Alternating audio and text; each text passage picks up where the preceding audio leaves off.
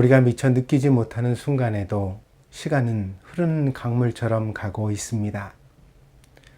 무더운 여름날이 가고 어느새 가을이 다가오고 있습니다. 그렇게 한 계절이 가고 1년이 가고 우리의 인생이 가고 우리는 결국 끝에 도달할 것입니다. 우리는 모두 우리를 창조하신 하나님 앞에 서야만 합니다. 나에게 주신 인생의 기회 속에서 내가 무엇을 어떻게 하며 살았는지에 대하여 하나님께서는 마지막 날에 우리에게 물으실 것입니다. 우리는 과연 그 질문 앞에서 어떤 표정으로 어떤 대답을 하게 될까요?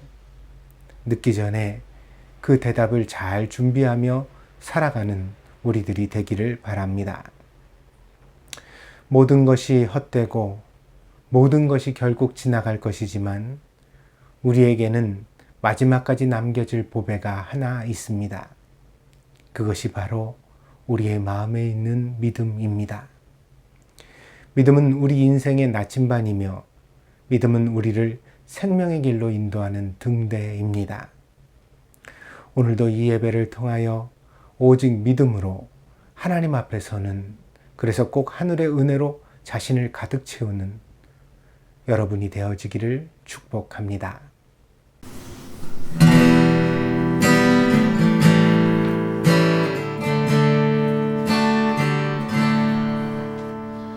아침 안개 눈앞 가리듯 나의 약한 믿음 의심 쌓일 때 부드럽게 다가온 주의 음성 아무것도 염려하지 마라 비출기에 바위 베이듯 나의 작은 소망 사라져갈 때 고요하게 들리는 주의 음성 내가 너를 사랑하노라 외로움과 방황 속에서 주님 앞에 나아갈 때에 위로하시는 주님 나를 도우사 상한 나의 마음을 감싸주시네 십자가의 보혈로서 주의 크신 사랑 알게 하셨네 주님께 감사하리라 언제나 주님께 감사해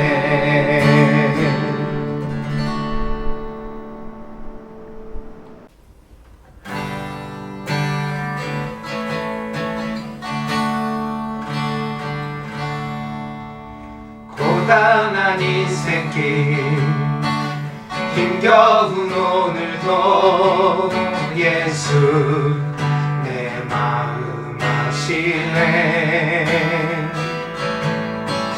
지나간 아픔도 마주할 세상도 예수 내 마음 아시네 고단한 인생길 고단한 인생길 힘겨운 오늘도 예수 내 마음 아시네 지나간 아픔도 마주할 생각도 예수 내 마음 아시네 믿음의 눈 들어 주를 보라 이 또한 지나가리라. 주어진 내 삶의 시간 속에 주의 뜻 알게 하소서. 하루를 살아도 기쁨으로 가리. 예수 늘 함께 하시네. 후회도 염려도 온전히 맡기니. 예수 늘 함께 하시네. 믿음의 눈 들어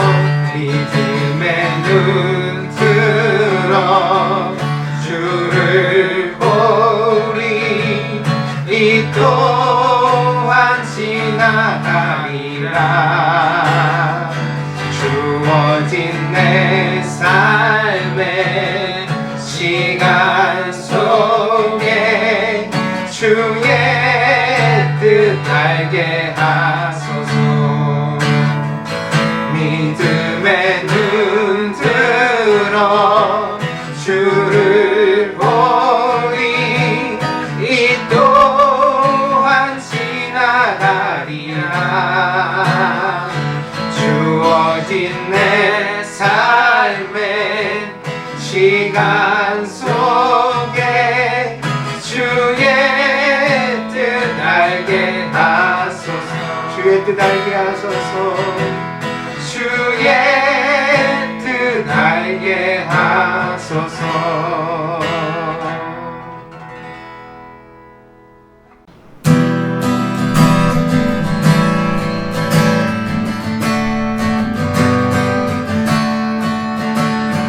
내 평생 사는 동안 주 찬양하리. 여호와 하나님 내 주를 찬양하리. 주님을 묵상하리. 즐겁도다 내 영혼 주 안에서 참 기쁘니. 내 영혼아 주님을 송축하라.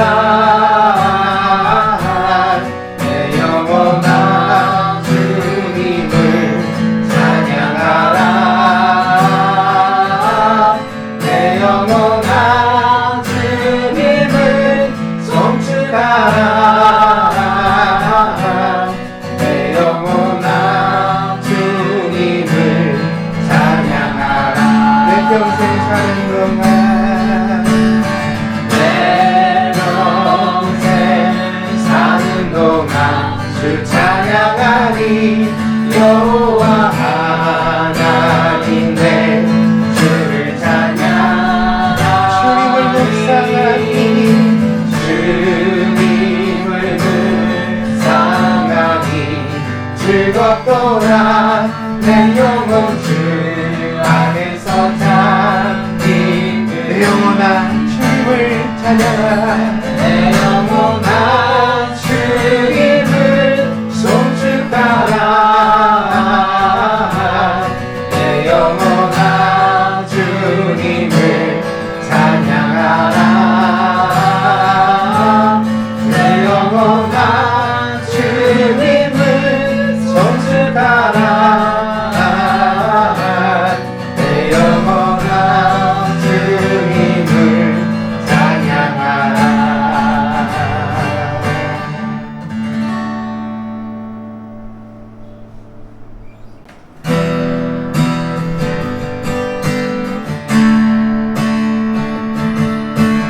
선하신 목자 날 사랑하는 그 주 인도하는 곳 날아가리. 주의 말씀을 나 듣기 위하여 주 인도하는 곳 가려네. 선하신 목자 날 사랑하는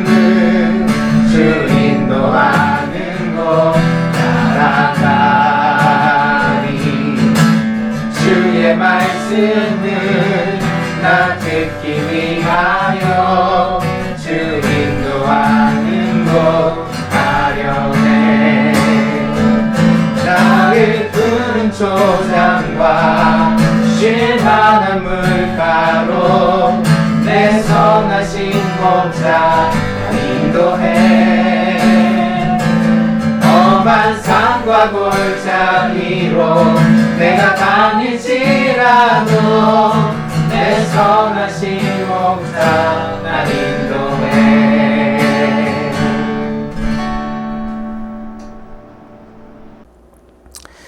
약한 자에게는 능력이 되시며 갇힌 자에게는 자유가 되시는 주님, 주님의 은혜와 평강을 이 시간에 구합니다. 우리의 약함을 긍휼히 여겨주셔서 주님의 사랑으로 은혜를 부어주시고 주님과 늘 동행하는 충만한 삶이 될 수 있도록 샬롬의 평강으로 우리를 인도해 가시기를 원합니다.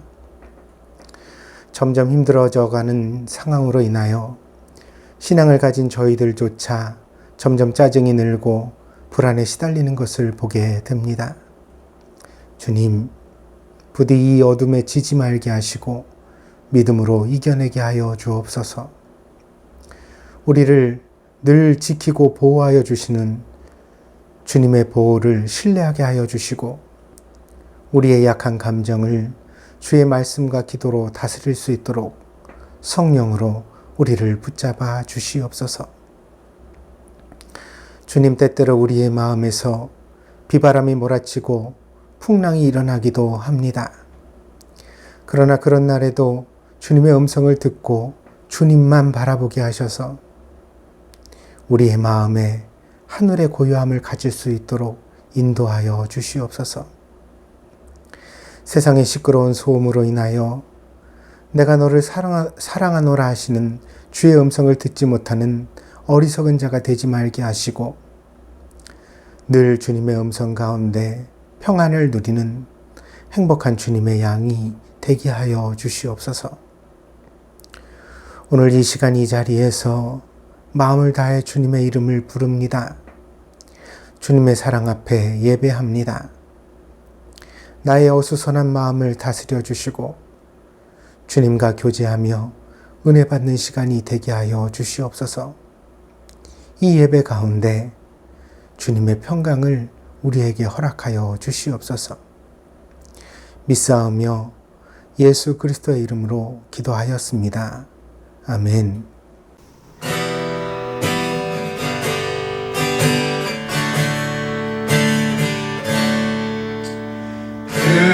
그는 나의 주 아버지 내 영혼을 불밭에 누이시고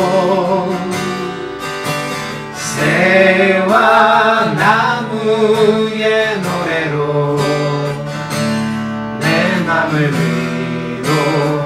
위로하여 주시네. 양들이 주인 찾듯이 오직 한 분 목자인 내 주님을 내가 찾고 또 따르니 주 곁에 나를 메어 주소서.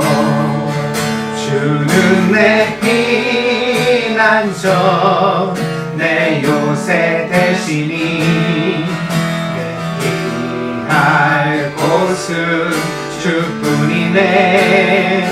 나 돌아갈 내 본향 주의 집에서 내 주님 맞아 주시리.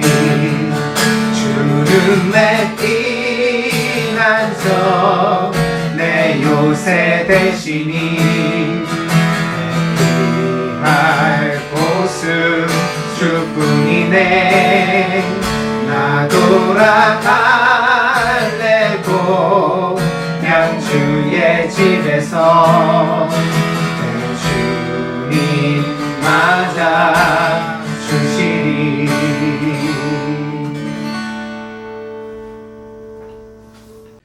오늘 교독문은 32번 시편 71편입니다. 여호와여, 내가 주께 피하오니 내가 영원히 수치를 당하게 하지 마소서. 주의 의로 나를 건지시며 나를 풀어주시며 주의 길을 내게 기울이사 나를 구원하소서. 주는 내가 항상 피하여 숨을 바위가 되소서. 주께서 나를 구원하라 명령하셨으니 이는 주께서 나의 반석이시오 나의 요새이심이니이다. 나의 하나님이여 나를 악인의 손 곧 불의한 자와 흉악한 자의 장중에서 피하게 하소서. 주 여호와여 주는 나의 소망이시오 내가 어릴 때부터 신뢰한 이시라. 내가 모태에서부터 주를 의지하였으며 나의 어머니의 배에서부터 주께서 나를 택하셨사오니 나는 항상 주를 찬송하리이다. 아멘. 다 같이 사도신경으로 신앙 고백 드리겠습니다. 我は天地の作り主、全能の父なる神を信ず。我はその一人子、我らの主イエス・キリストを信ず。主は聖霊によりて身ごもられ、乙女マリアより生まれ、ポンテオ・ピラトのもとに苦しみを受け、十字架につけられ、死にて葬られ、黄泉に下り、三日目に死人のうちより復活し、天に昇りて、全能の父なる神の右に座したまう。賢より来たりて、生ける者と死にたる者とを裁きたまわん。我は聖霊を信ず、聖なる共同の教会、聖徒の交わり、罪の許し、体の復活、永遠の生命を信ず。アーメン。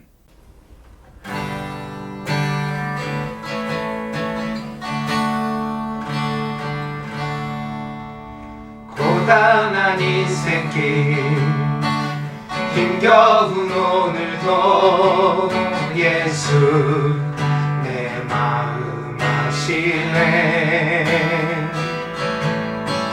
지나간 아픔도 마주할 세상도 예수 내 마음 아시네. 고단한 인생길 고단한 인생길 힘겨운 오늘도 예수 내 마음 아시네. 지나간 아픔도 마주할 생각도 예수 내 마음 아시네. 믿음의 눈 들어 주를 보리 이 또한 지나가리라. 주어진 내 삶의 시간 속에 주의 뜻 알게 하소서. 하루를 살아도 기쁨으로 가리. 예수 늘 함께 하시네. 후회도 염려도 온전히 맡기니. 예수 늘 함께 하시네. 믿음의 눈 들어 믿음의 눈 들어 주를 보리 이 또한 지나가리라. 주어진 내 삶의 시간 속에 주의 뜻 알게 하소서. 믿음의 눈 들어 주를 보리 이 또한 지나가리라. 주어진 내 삶의 시간 속에 주의 뜻 알게 하소서. 주의 뜻 알게 하소서. 주의 뜻 알게 하소서.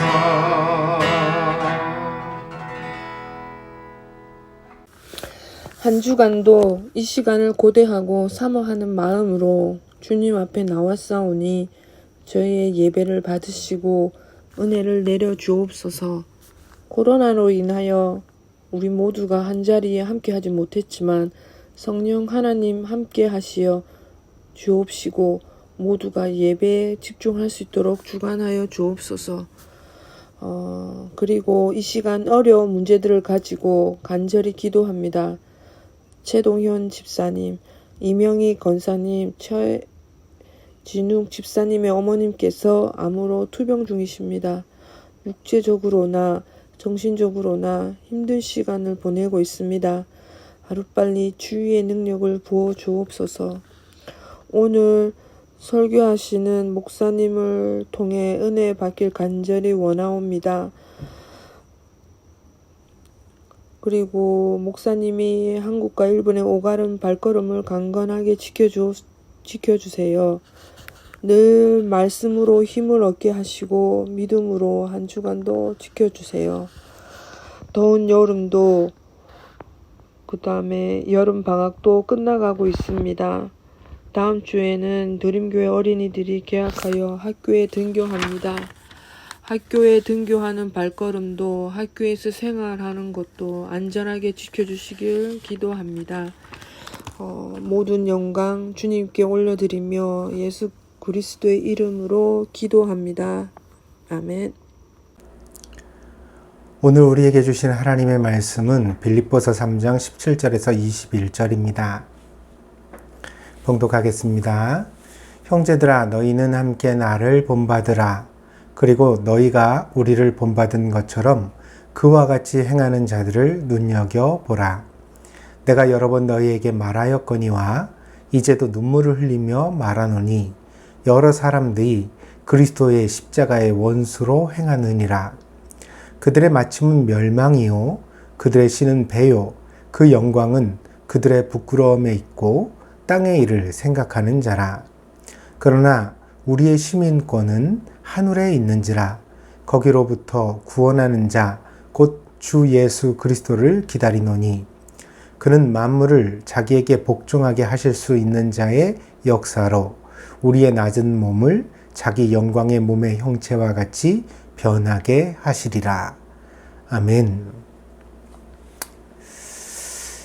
인생을 나그네 길이라고 비유합니다. 옛 유행가의 가사에는 빈손으로 왔다가 빈손으로 가기 때문에 인생은 나그네 길이라고 말하고 있습니다. 맞는 말입니다. 거창한 것을 인생 가운데 이루는 것 같아도 결국 사람은 빈손으로 떠나게 됩니다.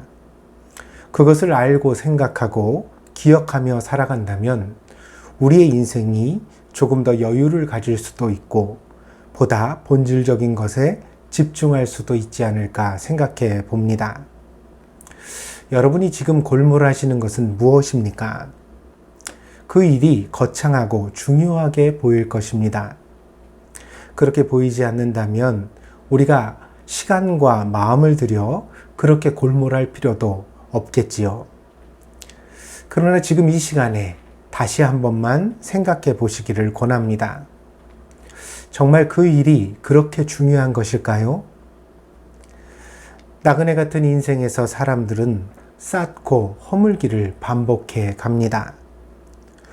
돈을 모았다가 잃기도 하고, 명예를 쌓았다가 허물기도 하고, 인기를 얻었다가 놓치기도 합니다. 그 부침의 반복 속에서 사람은 나이를 먹어가는 것입니다. 때문에 인생에서 영원한 부도 없고, 영원한 인기도 없고, 영원한 권력도 없고, 영원한 명예도 없습니다. 우리는 모든 것이 지나간다는 사실을 마음속에 다시 한번 명심해야 합니다.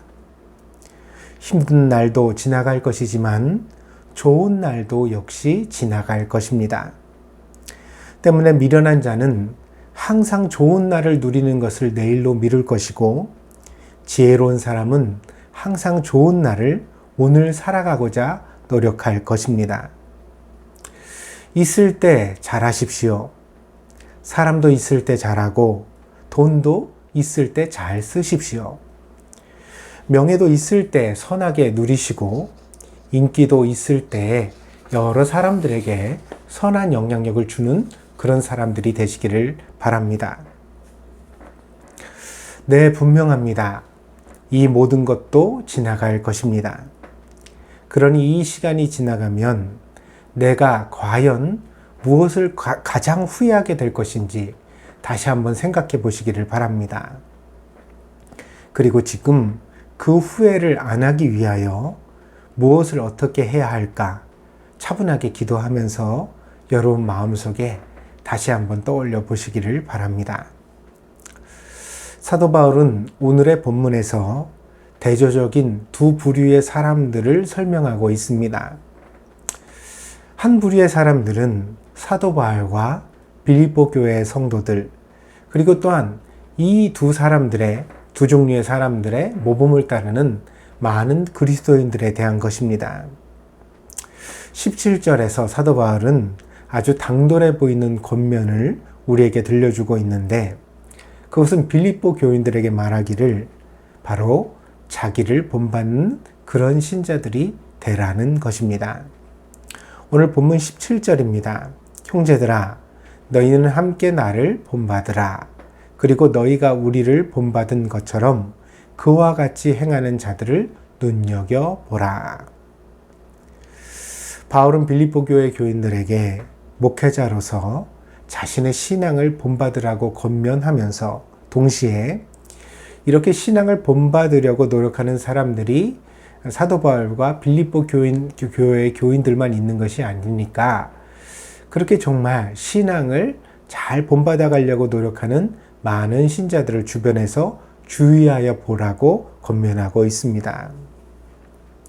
그러면서 사도 바울은 두 번째 부류의 사람들에 대하여서도 언급하는데, 이는 그들의 삶이 바로 앞에서 언급된 우리들의 삶, 그러니까 사도 바울이나 빌립보 교회 성도들, 그리고 또한 그와 같이 신앙생활하는 사람들과 매우 비교되는 사람들이기 때문입니다. 그러니까 정말 그리스도인들의 삶과는 전혀 다른 삶을 살아가는 사람들이 오늘 본문에 나타나고 있습니다. 18절, 19절입니다. 내가 여러 번 너희에게 말하였거니와 이제도 눈물을 흘리며 말하노니 여러 사람들이 그리스도의 십자가에 원수로 행하느니라. 그들의 마침은 멸망이요 그들의 신은 배요 그 영광은 그들의 부끄러움에 있고 땅의 일을 생각하는 자라. 사람들은 오랫동안 사람의 영혼이 어디에 깃드는지를 논의해 왔습니다. 현대인들은 이 정신적인 세계의 정체성이 보통 뇌에 있다고 생각합니다. 때문에 사람에게 영혼이 있다면 그 영혼도 역시 사람의 뇌에 있지 않을까, 그렇게 생각을 하고, 그래서 오늘날 사람들은 머리를 중시하는 경향이 있습니다. 그러나 옛날 사람들은 심장을 고귀하게 여겼습니다. 그래서 지금도 어린아이들에게 아이야 마음이 어디 있니? 이렇게 물으면 보통 아이들이 이렇게 오른손을 들어 왼쪽 가슴에다 대면서 이 심장이 있는 자리를 가리키지요. 거기에 이제 어떤 사랑이나 감정이나 영혼이 깃든다고 생각해 왔습니다. 그래서 우리가 누군가를 사랑한다는 어떤 표현을 할 때 이모티콘으로 이렇게 심장을 그리잖아요. 그 심장을 그리는 게 이제 이 하트라는 것이 심장의 모양이죠. 그래서 이 심장이야말로 사람의 마음의 상징으로 오랫동안 사람들이 또한 여겨왔습니다. 그런데 신기하게도 고대 히브리인들은 인간 영혼의 자리가 배라고 생각을 했습니다. 그래서 사도행전에 보면 이 예수님을 배반했던 가룟 유다의 최후에 대하여서 이제 서술해주는 부분이 있는데, 그 장면이 아주 비참한 모습을 우리에게 보여줍니다. 사도행전 1장 18절에서 19절입니다. 이 사람이 예수님을 팔았던 가룟 유다이죠.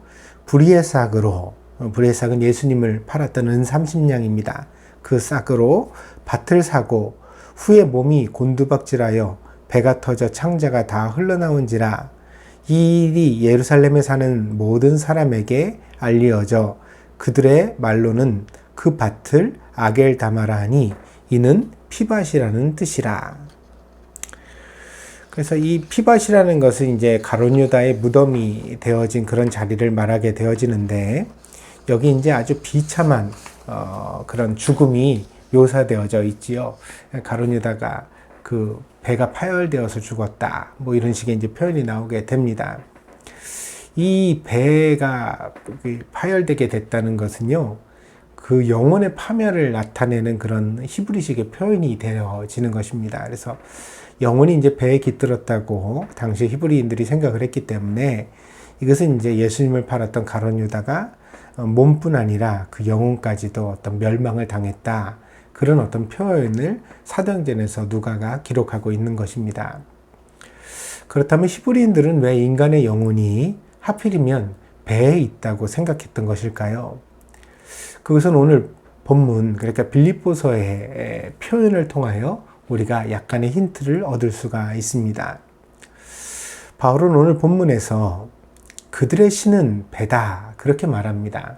이 배라는 건 사람의 배를 뜻하죠. 그러니까 그들의 신은 바로 그들의 배다, 이렇게 이제 사도 바울이 표현을 했습니다. 여기서 신이라는 표현은 신앙이라는 말로 바꾸어도 이상하지 않습니다. 그러니까 십자가의 원수로 행하는 사람들은 무엇을 신앙하느냐면 자기의 배를 숭배의 대상으로 삼는다는 것입니다. 그래서 여기서 배는 탐욕의 자리가 됩니다.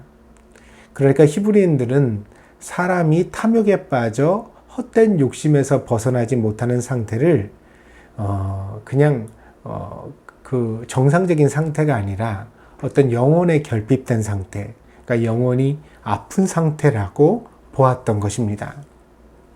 그러니까 아무리 좋은 음식을 먹어도 배부르지 않고, 아무리 좋은 옷을 입어도 만족함이 없는 그런 사람의 마음의 상태는 정상적인 상태가 아니라 뭔가 병들고 고장난 상태라는 거죠. 그리고 그 어떤 탐욕에 물들어 있는 이런 마음의 질병은 결국 그 사람의 영혼이 고장난 결과라고 이해했던 것입니다. 그래서 이제 사람들이 마음이 고장났을 때, 그 영혼이 고장났을 때, 이와 같이 이제 욕심에 빠져서 헤어나오지 못하는 그런 존재가 된다고 이제 생각했던 것입니다. 인간의 탐욕은 자기 합리화의 논리를 가지고 있습니다.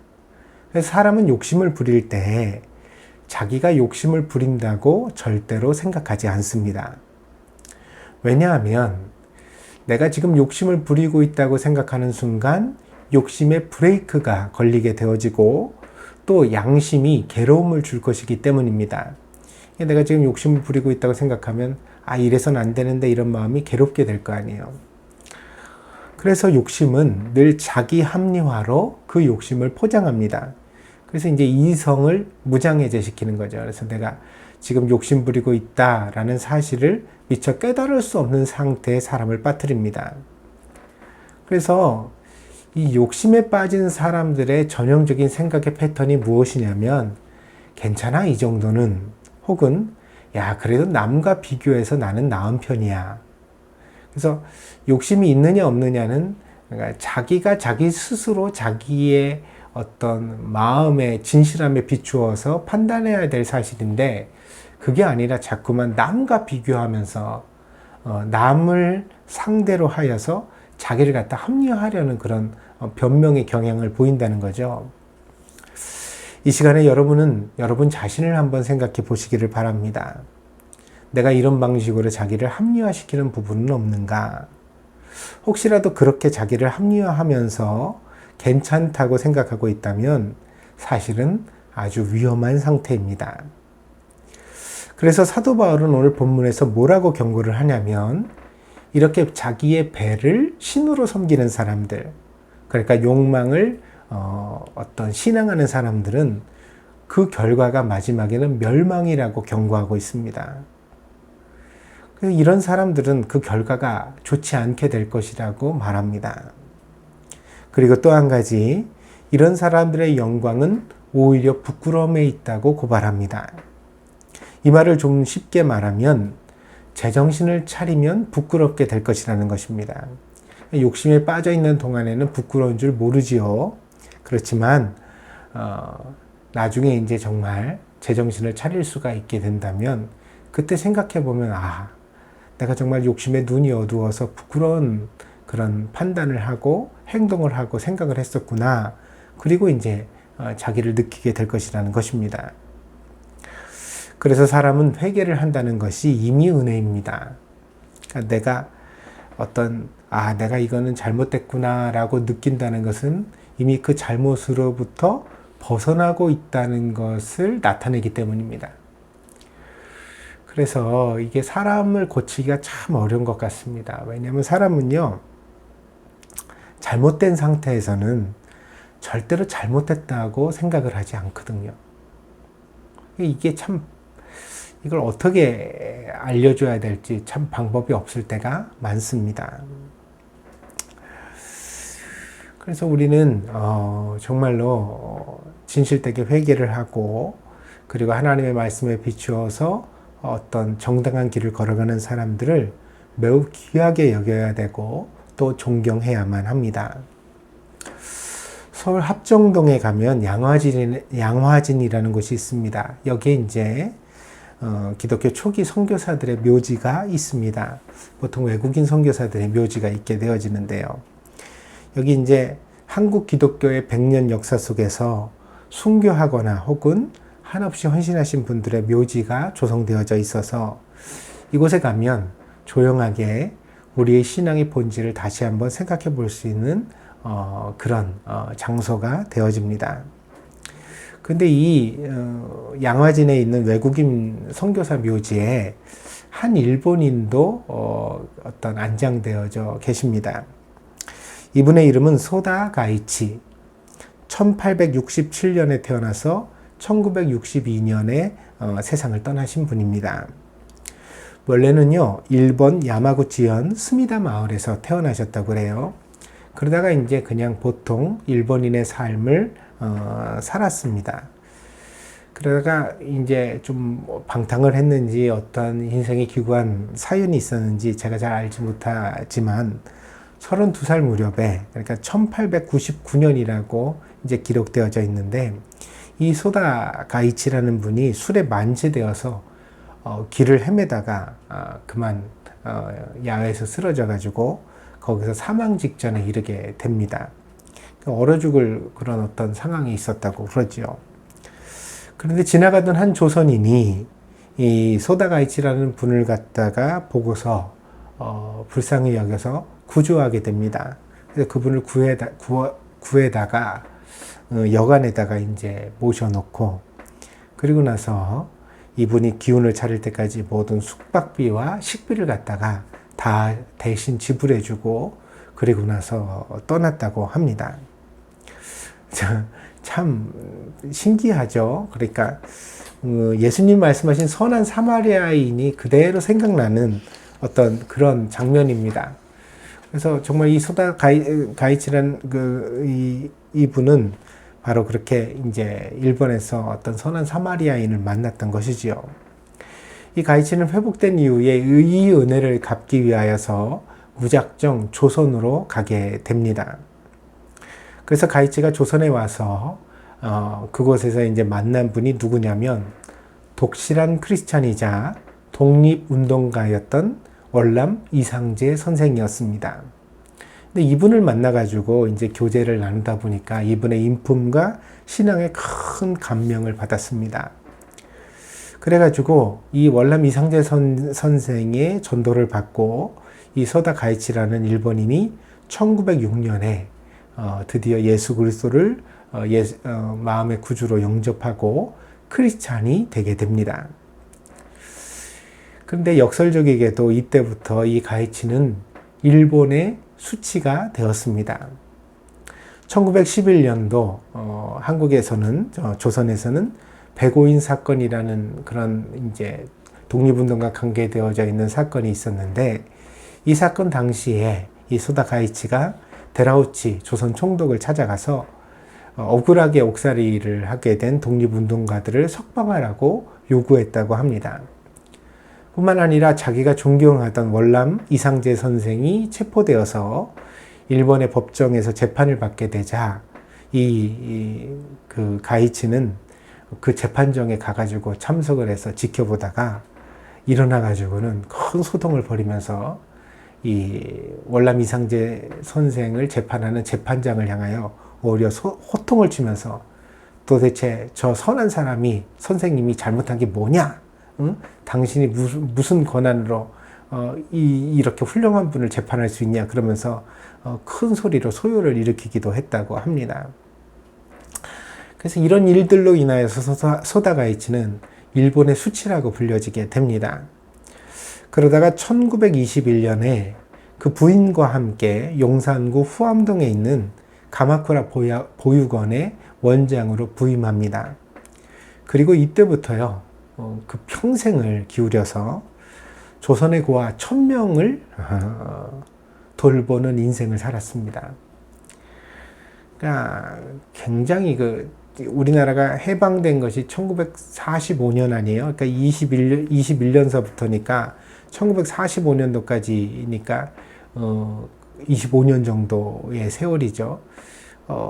그리고 그 이후에 해방 이후에도 여전히 이제 고아들과 함께하는 그런 삶을 이 소다 가이치 선생이 살아갔습니다.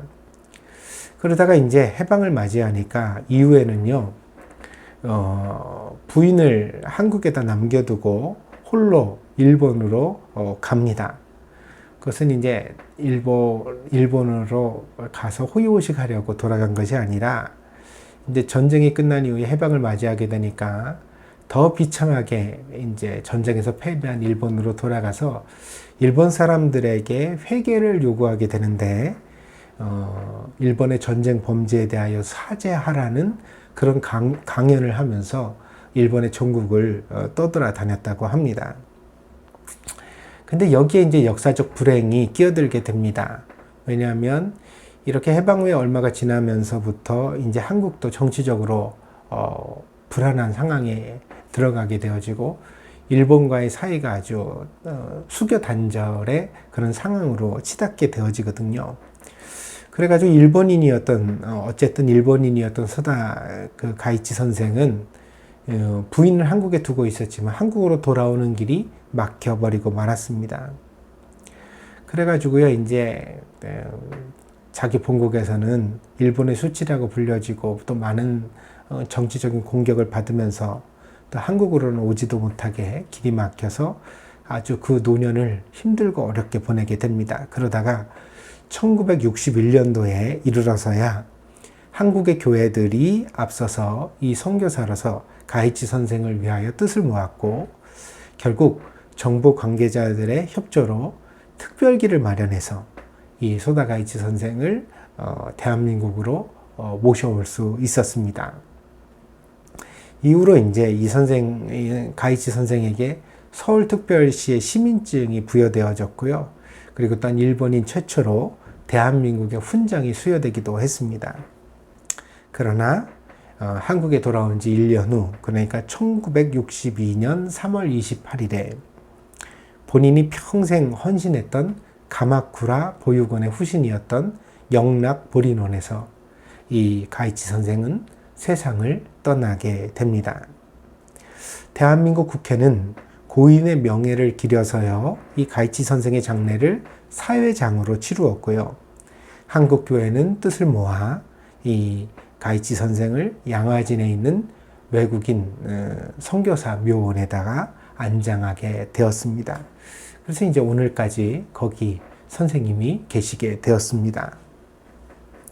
소다 가이치의 삶은 우리에게 많은 것을 생각하게 합니다. 소다 가이치는 태생적으로 일본인입니다.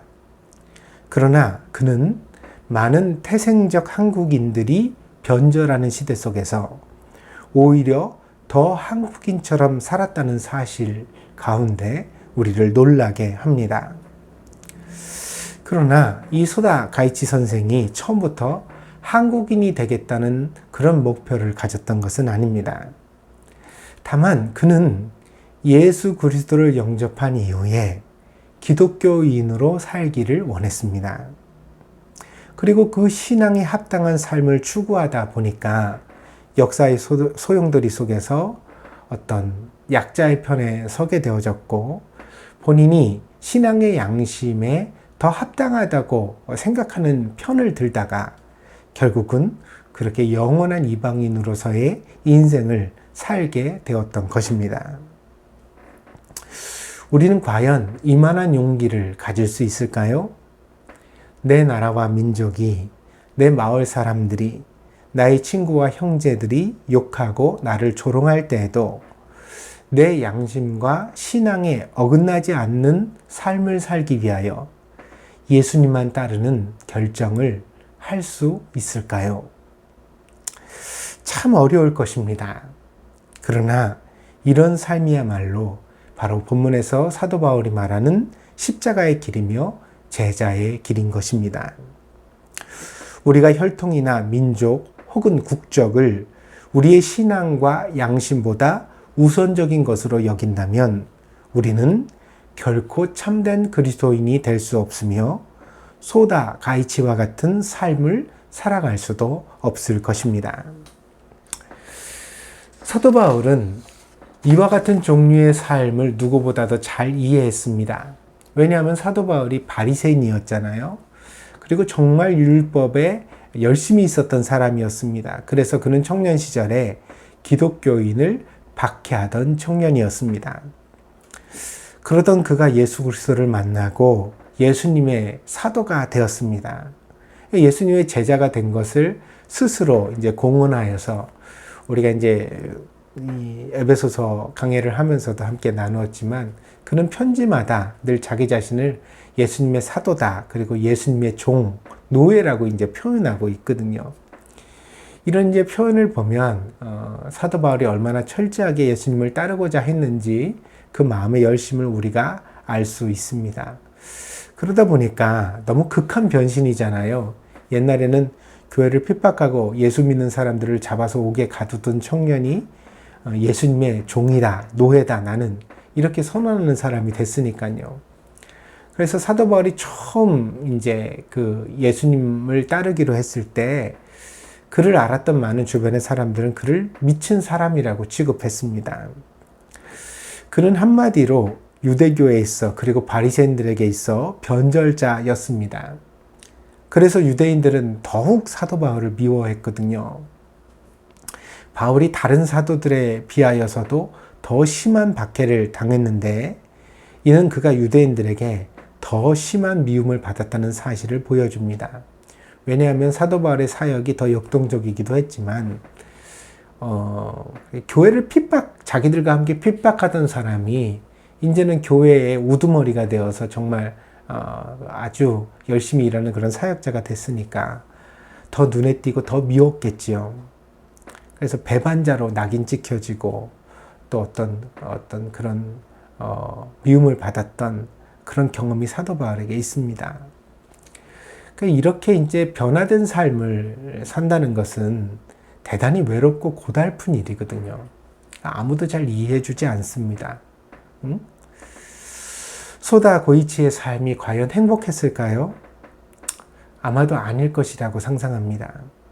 그도 자기 동족에게 환영받고 그리고 자기 형제 가족들에게 이해받고 싶은 마음이 왜 없었겠습니까? 그러나 그는 약자의 편에 서셨던 예수님을 따라 조선인의 억울함을 풀어주려고 목소리를 높이다 보니까 그 자신이 자기 동족에게는 미움을 받고 그리고 또 괴로움을 당하는 그런 존재가 되고 말았던 것입니다. 사도 바울은 오늘 본문에서 우리에게 이렇게 말합니다. 20절, 21절입니다. 그러나 우리의 시민권은 하늘에 있는지라 거기로부터 구원하는 자 곧 주 예수 그리스도를 기다리노니 그는 만물을 자기에게 복종하게 하실 수 있는 자의 역사로 우리의 낮은 몸을 자기 영광의 몸의 형체와 같이 변하게 하시리라.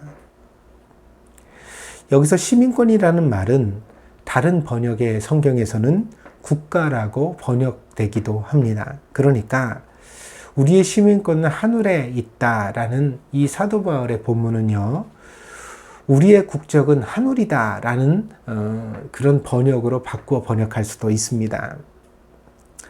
신앙의 삶은 늘 도전의 직면에 있습니다. 불행하게도 모든 사람들이 우리를 이해해 주지는 않습니다. 그리고 더 괴로운 사실은 그렇게 우리를 이해하지 못하는 사람들 중에는 우리가 매우 중요하게 여기는 사람들도 있을 수 있다는 것입니다. 꼭 너는 왜 그런 식으로 믿어야 하냐? 너만 왜 그렇게 유별나게 사냐? 내가 믿는 하나님은 동족도 없고 조국도 없냐? 너의 신앙이 너를 미치게 만든 것 아니냐? 넌 좀 광신자처럼 보인다. 꼭 그렇게 믿어야 되냐? 좀 평범하게 믿으면 안 되냐? 이런 말을 우리가 들을 수 있다는 것이죠. 그러면 우리는 이런 말을 들을 때 다시 한번 우리 자신을 생각해 봐야 합니다. 우리가 정말 잘하고 있는지, 혹시라도 우리에게 과연 지나친 부분은 없는지, 우리가 잘못 생각하면서 신앙생활 하고 있는 것은 없는지 스스로 살펴봐야만 합니다. 그러나 결국 우리의 기준은 성경입니다. 만약 우리가 성경의 가르침을 따르고 있고 성경 말씀이 우리가 선택한 삶을 지지해 준다면 우리는 다른 이들에게 또는 우리가 가깝게 느끼는 사람들에게 이해를 받지 못한다 하더라도 계속해서 용기를 내어 그 길을 가는 신앙인이 되어야 하는 것입니다. 바울처럼 소다 가이치처럼 우리는 그렇게 살아야 하는 것입니다. 왜냐하면 우리의 시민권은 하늘에 있고 우리의 국적은 바로 하늘나라이기 때문입니다. 우리의 시대는 점점 성경에서 멀어지고 있습니다. 예배당은 점점 더 크고 화려해지고 목사들의 설교는 더 드라마틱해지지만 그런 것은 사실 신앙의 본질적인 것과는 전혀 상관이 없습니다. 중요하지도 않습니다. 기독교의 영광은 배의 욕망이 아니라 십자가의 삶에 있기 때문입니다. 그렇다면 우리는 얼마나 큰 사이즈의 예배당을 가지고 있느냐, 얼마나 많은 숫자의 사람들이 함께 모여 예배를 드리냐보다 과연 우리의 삶이 얼마나 성경적이냐에 대하여 늘 생각해야만 합니다. 한 일본인이 기독교인이 되었을 때 그는 독립운동가를 위해 변론하고 조선인들의 고아를 위해 자신의 평생을 헌신하는 삶을 살았습니다. 이런 그리스도인들이 과연 오늘 우리의 시대 속에 우리 중에서도 나타나고 있습니까? 우리는 예수 믿는 사람이라고 하면서 이렇게 과연 변화된 삶을 살아가는 사람들을 보여주고 있습니까?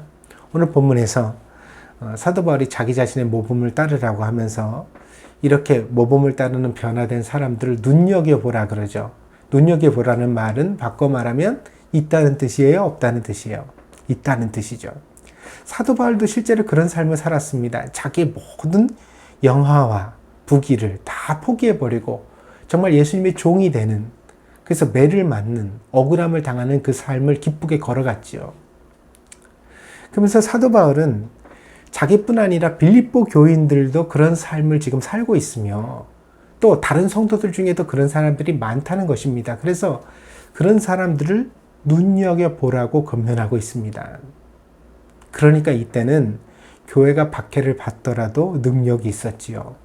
왜냐하면 이렇게 변화된 성도들이 있었기 때문입니다.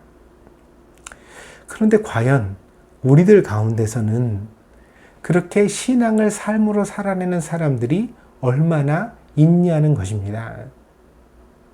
자기도 힘든데도 불구하고 남을 위하여 헌신하며 예수님의 말씀대로 살아보려고 노력하는 그런 그리스도인들이 우리에게는 얼마나 있을까요? 아니, 우리는 그런 삶을 살아보려고 노력은 하고 있습니까? 인생은 공허합니다. 쉽게 채워지지 않습니다. 아무리 많은 것을 먹고 아무리 좋은 것을 가져도 결국에는 사람의 배가 다시 고파지듯이 사람의 욕망은 만족을 모릅니다. 그래서 솔로몬은 이를 비유하여 이렇게 말했습니다. 전도서 1장 7절입니다. 모든 강물은 다 바다로 흐르되 바다를 채우지 못하며 강물은 어느 곳으로 흐르든지 그리로 연하여 흐르느니라. 그러니까 모든 강물이 바다로 들어가도 바다를 채우지는 못하잖아요. 그렇듯이 사람도 그러다. 사람의 마음도. 이건 사람의 마음을 솔로몬이 비유한 것이거든요. 그래서 모든 것을 다 가져도 사람은 계속해서 부족합니다. 더 가지려고만 하죠. 그래서 더 많은 것을 소유하는 것으로는 가지고자 하는 우리의 마음에 만족을 줄 수 없습니다. 그러나 만족한 삶의 약속이 성경에는 달리 나와 있습니다. 예수님은 이렇게 설교하셨습니다. 명절 끝날 곧 큰 날에 예수께서 서서 외쳐 이르시되 누구든지 목마르거든 내게로 와서 마시라. 나를 믿는 자는 성경의 이름과 같이 그 배에서 생수의 강이 흘러나오리라 하시니 이는 그를 믿는 자들이 받을 성령을 가리켜 말씀하신 것이라. 예수께서 아직 영광을 받지 아니하셨으므로 성령이 아직 그들에게 계시지 아니하시더라. 채워지지 않는 인생의 허무에 시달려 목마른 사람들은 예수님께 나오기 바랍니다. 예수님을 믿으면 그 배에서 생수의 강이 흘러나옵니다. 욕망의 배가 성령의 배로 변화받는 것입니다. 그러면 다시는 목마름이 없고 우리는 새로운 가치와 목적으로 인생을 살아가게 됩니다. 예수님을 믿고 성령을 받으면 우리는 새로운 시민권을 얻게 됩니다. 우리는 세상에 속한 사람이 아니라 하늘에 속한 사람이 되어서 하나님의 살아계신 말씀이신 바로 예수 그리스도의 제자로 살아가게 되는 것입니다. 그러면 우리는 같이 있을 수 있습니다. 우리는 보석처럼 빛나는 존재가 될 수 있습니다. 우리는 그때부터 누군가의 힘이 될 것이며 누군가의 위로가 될 것이며 누군가의 구원이 될 것입니다. 그리고 이렇게 살면 결코 후회하지 않을 것입니다. 왜냐하면 우리 최후의 날에 예수님께서 두 팔 벌려 우리를 환영해 주실 것이기 때문입니다. 죽음 앞에서도 돈 걱정만 하는 사람은 화가 있습니다. 인생을 돈으로 구원해 보려는 사람도 화가 있습니다. 이런 사람들은 땅의 일만 생각하는 사람들이기 때문입니다. 이런 생각으로 가득 찬 사람들은 그 스스로 무엇이라고 변명하든지 간에 그 삶이 십자가의 원수가 될 수밖에 없습니다. 그래서 자기를 합리화하고 멋진 이름으로 포장하겠지만 결국 그 배가 욕심으로 가득 차 있으면 우리는 결국 십자가의 원수로 살아가게 됩니다. 그러므로 생명의 주관자가 되시는 예수 그리스도를 잘 믿으시기 바랍니다. 예수님을 믿는다는 것은 그분의 손에 나의 인생을 맡기고 주어진 삶을 하나님의 말씀과 동행하여 살아가는 것입니다. 우리는 매일매일의 삶에 최선을 다해야 하는데 그냥 최선을 다하는 것이 아니라 하나님의 말씀대로 최선을 다해야 합니다. 그러므로 마음을 새롭게 하십시오.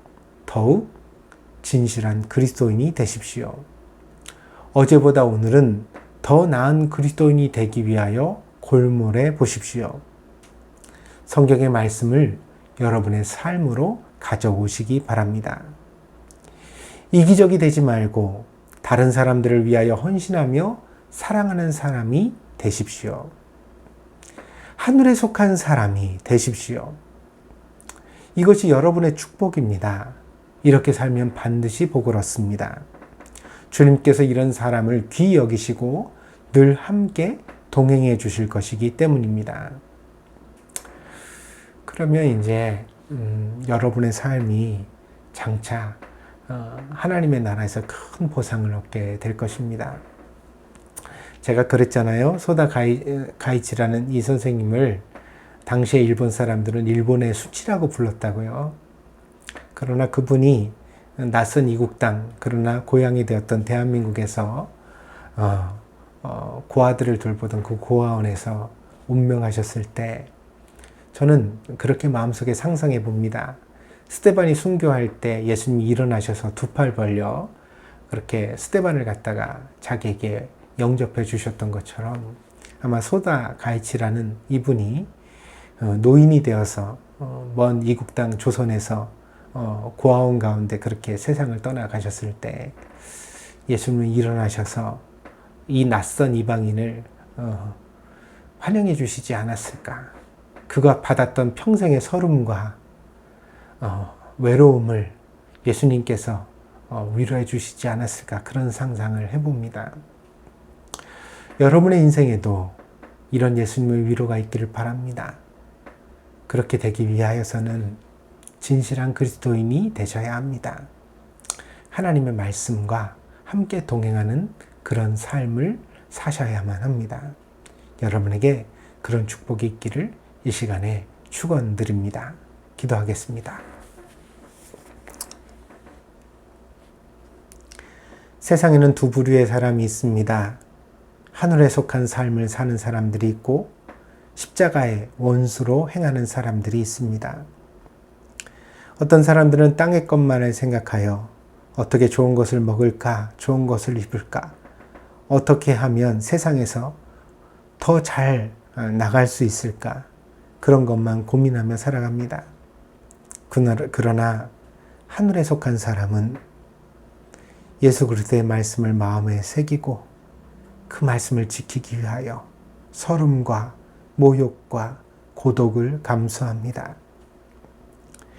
예수님, 사도 바울처럼 빌립보 교회 성도들처럼 그리고 소다 가이치 선생처럼 우리도 그리스도인다운 삶을 용기 있게 선택할 수 있는 그런 그리스도인이 되게 하여 주시옵소서.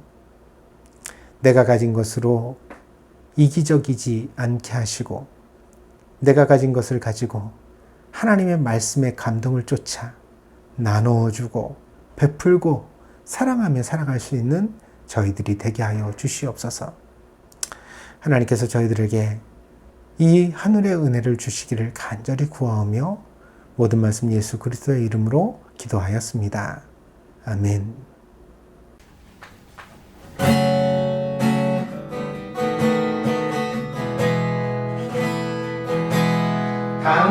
당신은 시냇가에 심은 나무라. 하나님의 사랑 안에 믿음 뿌리 내리고 주의 뜻대로 항상 사세요.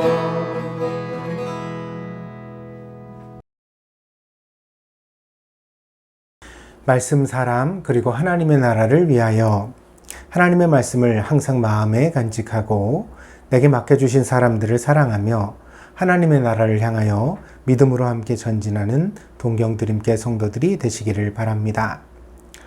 코로나19 방역에 만전을 기합시다. 여러분의 접종 계획을 목사에게 알려주시면 위하여 함께 중보하여 기도하도록 하겠습니다. 백신 접종에 잘 참여해 주시고 또한 철저한 생활 방역으로 이 코로나 시국을 잘 이겨나갈 수 있는 그런 동경드림교 가족들이 되시기를 바랍니다. 상황이 점점 심각해져 가고 있지만 잘 이겨낼 수 있다고 믿습니다. 우리 함께 기도하면서 또한 함께 노력하여서 꼭 무사히 이 모든 위기를 잘 지나갔으면 좋겠습니다.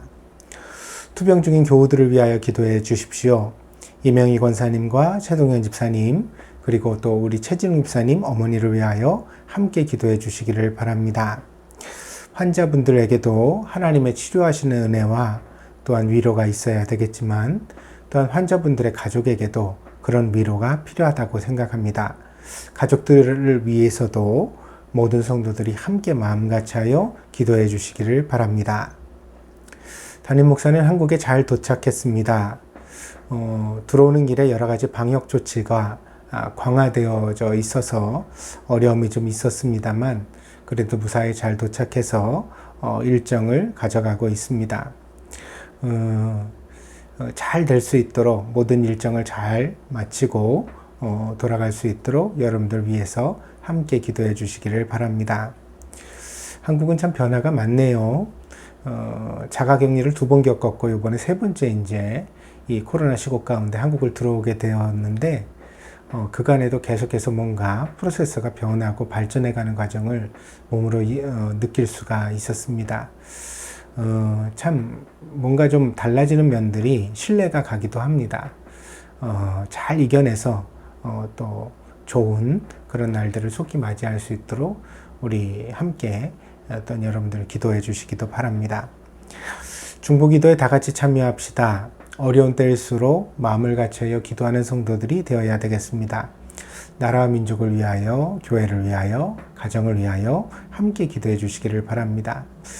또한 이 코로나 시국을 빨리 극복할 수 있도록 그리고 또 남북관계가 개선되어서 평화의 진전이 있도록 위해서 기도해 주시기를 바랍니다. 지금 대한민국 정부가 북한과 평화의 관계를 가지기 위하여 부단히 노력하고 있는데 꼭 결실이 있었으면 좋겠습니다. 또한 소원해진 한일 관계도 원만하게 해결될 수 있도록 위해서 함께 기도해 주시기를 바랍니다. 동경 드림교회를 위해서도 기도해 주십시오. 교회가 든든해야 교우들의 삶과 신앙도 든든할 수 있습니다. 교회를 위하여 기도하실 때는 또한 목회자를 위하여서도 여러분 꼭 기도해 주시기를 바랍니다. 목사의 힘은 성도 여러분들의 기도에 있습니다. 꼭 그 기도를 통하여서 목회 사명을 잘 감당할 수 있도록 여러분들 함께 해주시기를 바랍니다. 그리고 에베소서 강의에 대하여서 강구를 좀 드리겠습니다. 이번 주에 에베소서 강의가 나가지 못해서 참 죄송합니다. 할 수 있을 줄 알았는데 오는 과정에서도 여러 가지로 좀 그 번거로운 면들이 있었고 와서 좀 늦게라도 제가 해서 올리려고 했는데 형편이 여의치 않았습니다. 되도록이면은 노력해 가도록 할 테니까 여러분들 지켜봐 주시고 여러 가지 좀 상황이 있어서 조금 당분간 원활하지 못할 수도 있겠습니다. 여러분들 양해를 좀 바랍니다. 아무튼 간에 하나님의 말씀과 함께하는 삶이 성도들의 힘이 되는 것은 분명하니까 목사도 강해를 계속할 수 있도록 노력할 테니까 여러분들 또한 하나님 말씀과 일상생활을 계속해서 같이 가져갈 수 있도록 다 함께 부단히 노력해 주시기를 부탁을 드립니다. 꼭 좋은 말씀 전하는 것으로 여러분에게 그럼 보답하도록 노력해 가겠습니다. 다른 광고가 없으시면 2021년도 주제 찬송 주님 마음 내게 주소서 함께 찬양드리고 축도로 예배를 폐하겠습니다.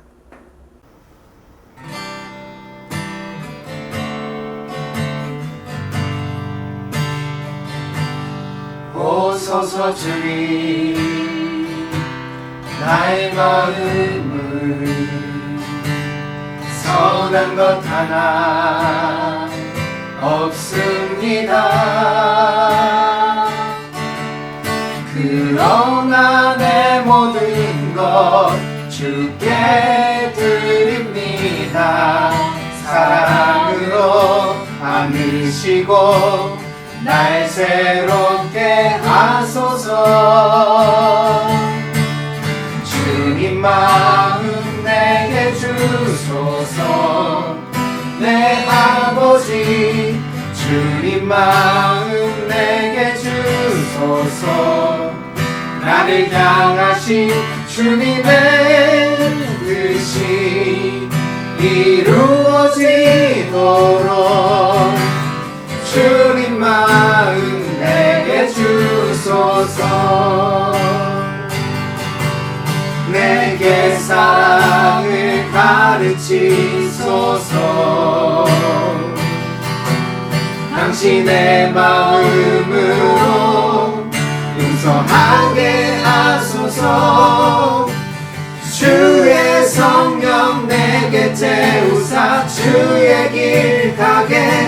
하소서. 주님 당신 마음 주소서. 주의 성령 내게 채우사 주의 길 가게 하소서. 주님 당신 마음 주소서. 주님 마음 내게 주소서. 내 아버지 주님 마음 내게 주소서. 나를 향하신 주님의 뜻이 이루어지도록 주님 마음 내게 주소서.